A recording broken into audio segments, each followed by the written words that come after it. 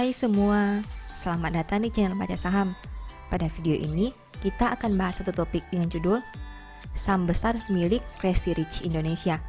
Masih murah dan fundamental terus tumbuh, dividen 4% dan PER masih 6 kali. Untuk itu, simak video ini sampai habis ya, agar mendapat pemahaman yang utuh.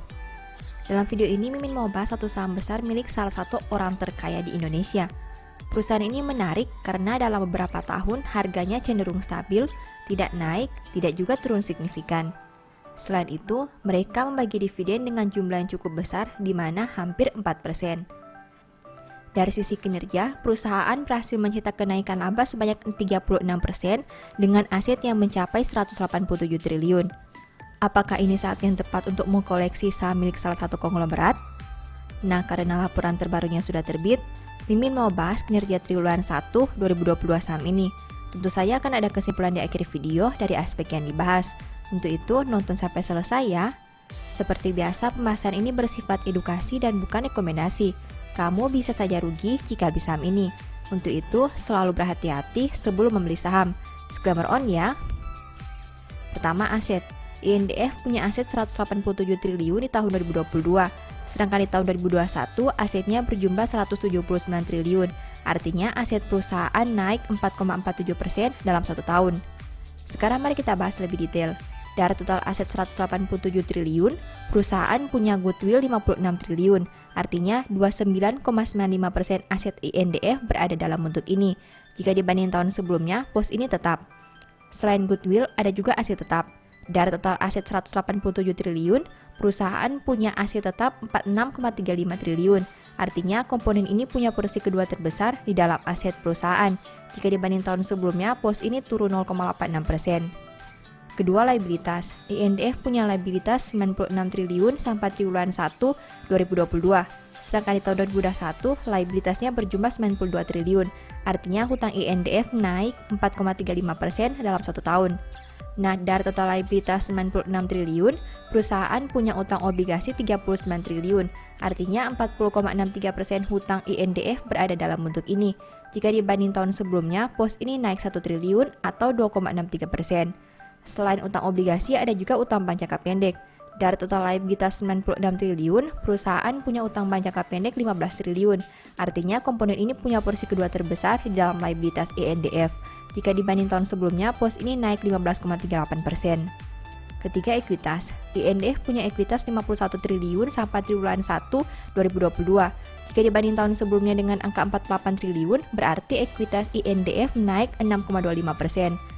Dari total ekuitas 51 triliun, perusahaan punya saldo laba belum digunakan sebanyak 39 triliun. Artinya 76,47% ekuitas INDF berada dalam bentuk ini. Jika dibanding tahun sebelumnya, pos ini naik 8,33%. Keempat, pendapatan. INDF punya pendapatan 27,44 triliun sampai triwulan 1 2022. Sedangkan di tahun 2021, pendapatannya berjumlah 24,55 triliun. Berarti pendapatan INDF naik 11,77% dalam satu tahun terakhir. Kelima, biaya pokok.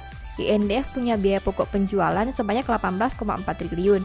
Sedangkan di tahun 2021, biayanya berjumlah 16,02 triliun. Berarti biaya pokok INDF naik 14,86% dalam satu tahun terakhir. Keenam, laba. INDF mampu menghasilkan laba sebanyak 2,35 triliun. Jika dibanding tahun sebelumnya di angka 1,72 triliun, berarti laba perusahaan naik 36,63% dalam satu tahun terakhir. Ketujuh, rasio keuangan. INDF punya ROE 18,20% dengan NPM 8,59%. Sedangkan untuk sisi resiko, saham ini punya DER 185%. Perusahaan ini punya rasio ROE yang tinggi, tapi memiliki NPM yang rendah. Selain itu, DER-nya juga sudah tinggi, bahkan hampir mencapai 200%. Menurut Mimin, dengan kondisi seperti ini, rasio keuangan perusahaan ini bisa menjadi biasa saja dan tidak ada yang spesial. Kedelapan, valuasi. Saham ini punya PER 6,52 kali dan PBV 1,19 kali. Saham INDF punya valuasi yang bisa dipertimbangkan dengan PER yang hanya 6,5 kali. Valuasinya bisa serendah ini karena terjadi kenaikan laba sekitar 36% di awal tahun 2022. Selain itu, valuasi PBV-nya juga masih wajar dengan angka 1,1 kali saja. Setelah melihat pembahasan tadi, ini kesimpulannya. 1. Meski bukan komponen utama, total aset naik karena persediaan yang bertambah. 2. Kenaikan liabilitas berasal dari utang obligasi dan utang bank. 3. Ekuitas naik karena saldo laba yang bertambah. 4. Peningkatan laba disebabkan karena pendapatannya naik lebih besar dari biaya pokok penjualan. 5. Rasio keuangan biasa saja. 6. Valuasi masih cukup menarik khususnya dari aspek peer. Demikian analisa singkat saham INDF berdasarkan laporan keuangan triwulan 1 2022. Selalu ingat bahwa pembahasan ini hanya dari sudut pandang pribadi. Tidak ada jaminan pasti profit dan mungkin saja kamu bisa rugi jika beli saham ini. Sebagai informasi, di tahun 2022, Mimin menulis e-book baru dengan judul Cara Cepat Analisa Laporan Keuangan. E-book ini ditulis karena Mimin lihat banyak pemula yang masih bingung dengan cara menganalisa laporan keuangan. Kalaupun bisa analisa, biasanya menghabiskan banyak waktu karena harus membaca laporan keuangan yang sangat tebal. Nah, dengan terbitnya e-book ini, diharapkan kamu bisa menganalisa laporan keuangan secara mandiri dan tentunya tidak membawa banyak waktu. Banyak tips dan trik yang bisa digunakan sehingga kamu tidak perlu membaca angka satu persatu. Mimin juga memberi bonus file Excel secara gratis yang berguna untuk melakukan screening laporan keuangan otomatis. Kamu hanya perlu mengisi data keuangan dan formula Excel akan menganalisa secara otomatis serta memberi saran apakah laporan keuangan tersebut baik atau kurang baik. Apabila tertarik untuk memberi e-book ini, silakan chat WA ke nomor yang tercantum ya. Demikian informasi pada video ini, semoga bisa memberi manfaat kepada kamu semua ya. Oh iya, saya mau menyampaikan bahwa sekarang Baca Saham punya 3 e-book tentang saham yang mungkin saja bisa berguna bagi kamu, yaitu Strategi Nabung Saham, Analysis Report, dan The Stock Market. Berikut perbedaan antara 3 e-book tersebut. E-book Strategi Nabung Saham berfokus pada pembahasan teknik, money management, dan semua hal yang berhubungan dengan nabung saham. Poin intinya bisa dilihat pada tampilan berikut ini. E-book Analysis Report berfokus pada hasil analisa fundamental 12 saham pilihan berdasarkan laporan keuangan terbaru. Poin intinya bisa dilihat pada tampilan berikut ini.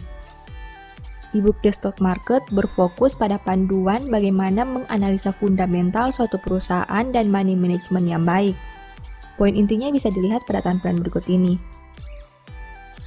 Apabila kamu tertarik membeli salah satu dari 3 e-book tadi, silakan chat WA ke nomor yang tertera di layar ya. Ingat, hati-hati terhadap semua jenis penipuan yang mengatasnamakan baca saham. Baca Saham tidak pernah mengelola dana ataupun melakukan penjualan produk di luar Instagram, YouTube, dan Telegram resmi Baca Saham. Sebagai penutup, saya mau mengutip satu statement yang semoga bisa menjadi semangat bagi teman-teman. Siapa bergaul dengan orang bijak menjadi bijak, tetapi siapa berteman dengan orang bebal menjadi malang. Thank you.